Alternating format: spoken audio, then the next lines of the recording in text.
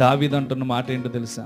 నేను పిండమునై ఉండగానే నా దినములు ఒక్కటి కాకమునిపే నన్ను ఏం చేస్తున్నావు అంటే నీ గ్రంథములో నా దినములన్నీ లెక్కించి పెట్టావు. ఇప్పుడు ఆ గ్రంథములో ఉండకుండా కోల్పోయేది ఎవరంటే మన ఇష్టంగా బ్రతికేవాళ్ళు,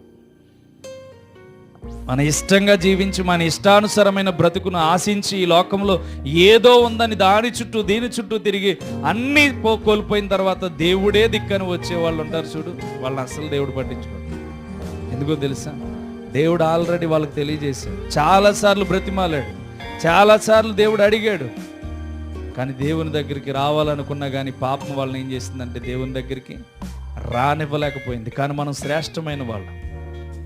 దేవుడు అడగగానే దేవుని దగ్గరికి వచ్చాం. దేవుడు చెప్తున్న మాటలని శ్రద్ధతో వింటున్నాం.